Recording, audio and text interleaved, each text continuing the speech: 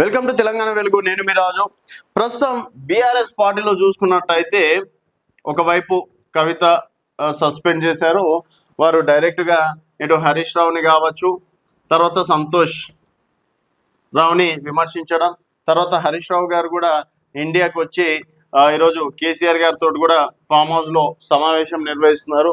And ఇక్కడ కేటీఆర్ ఎక్కడ పార్టీకి డ్యామేజ్ అవుతుందో అని చెప్పేసి కేటీఆర్ అవన్నీ పట్టించుకోకుండా ప్రస్తుతం చేరికల విషయంలో కావచ్చు, అలాగే ఒకవేళ త్వరలో ఉప ఎన్నికలు రాబోతున్నాయి అండ్ ఈ 3 నియోజకవర్గాల్లో వచ్చే అవకాశాలు ఉన్నాయి, అలాగే జూబ్లీహిల్స్ బైపోల్స్ ఉన్నాయి, అలాగే స్థానిక సంస్థల ఎన్నికలు ఉన్నాయి. కాబట్టి కేటీఆర్ మళ్ళీ ఎక్కడ పార్టీకి డ్యామేజ్ అవుతుంది అని చెప్పేసి ప్రస్తుతం బీఆర్ఎస్ పార్టీని మరింత ముందరికి తీసుకెళ్ళే పనిలో ప్రస్తుతం కేటీఆర్ ఉన్నట్టు కూడా తెలుస్తుంది. ఎందుకంటే రీసెంట్గా షేర్లింగంపల్లి వెళ్ళడం, తర్వాత ఇప్పుడు భద్రాచలంలో 2 రోజుల పర్యటన కావచ్చు, తర్వాత స్టేషన్ గన్పూర్లో కూడా గతంలో వెళ్ళడం అనేది జరిగింది.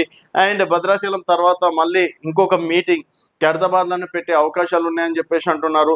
సో ఎక్కడెక్కడైతే 10 నియోజకవర్గాల్లో ఎలక్షన్స్ రాబోతున్నాయని చెప్పేసి అంటున్నారో అక్కడక్కడ కేటీఆర్ తన బలాన్ని తను నిరూపించుకునే ప్రయత్నం చేస్తున్నారు. అండ్ కరీంనగర్లో కూడా సంజయ్ వెళ్ళిపోయినటువంటి నియోజకవర్గంలో కూడా కేటీఆర్ అక్కడ సమావేశం నిర్వహించడం అనేది జరిగింది. చెవెళ్లలో కూడా ఎమ్మెల్యే ఓడిపోయినా పర్లేదు, అండ్ మరొక ఉప ఎన్నిక వస్తే మాత్రం డెఫినెట్గా కార్యకర్త నిలబెట్టైనా సరే ఎమ్మెల్యే గెలిపిస్తా అని చెప్పేసి చెప్పడం. తర్వాత రాజేంద్ర నగర్లో కూడా సమావేశం, అక్కడ నుంచి కూడా భారీ చేరికలు జరగడం అనేది కూడా జరిగింది.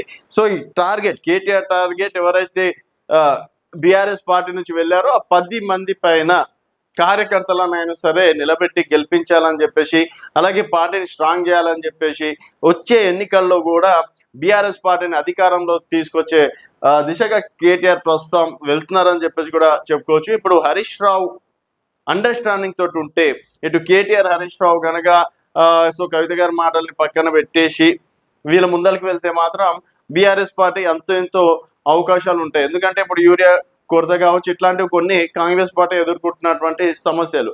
సో ఈ సమస్యలను ప్రజల వద్దకి తీసుకెళ్లి బీఆర్ఎస్ పార్టీ గురించి కనుక ఏదైనా వాళ్ళ ప్రచారం అంటే గతంలో వాళ్ళ రైతులకు ఏం చేశారు ఏందనేది వాళ్ళు చెప్పుకుంటే బీఆర్ఎస్ పార్టీ రేపు స్థానిక సంస్థల ఎన్నికల్లో ఇంత అవకాశం ఉంటుంది. తర్వాత జూబ్లీహిల్స్ ఉప ఎన్నికలు ఉన్నాయి, అలాగే రాబోయేది జిహెచ్ఎంసీ ఎన్నికలు. కాబట్టి ఇవన్నీ దృష్టిలో పెట్టుకొని మరి ఈరోజు ఫామ్ హౌస్లో కూడా అదే కార్యాచరణ గురించి డిస్కషన్ చేస్తారా, లేకపోతే ఇట్లాంటి విమర్శలు ఎదుర్కొంటారా?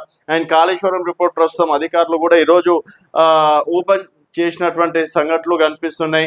ఒకవేళ కాళేశ్వరం రిపోర్ట్లో సిబిఐ ఏం చెప్తుంది, సో వీటిని ఏ విధంగా ఎదుర్కొనాలనే విషయాలపైన ప్రస్తుతం చర్చించినట్టు కూడా తెలుస్తుంది. సో కేటీఆర్ టార్గెట్ 10 నియోజకవర్గాలు అని చెప్పేసి కూడా చెప్పుకోవచ్చు. మరి ఈ 10 నియోజకవర్గాలు ఉప ఎన్నికలు వస్తే బీఆర్ఎస్ పార్టీ గెలుపు శాతం ఎంత అనేది మీ అభిప్రాయాల కింద కామెంట్ రూపంలో తెలియజేయండి. చూస్తూనే ఉండండి తెలంగాణ వెలుగు.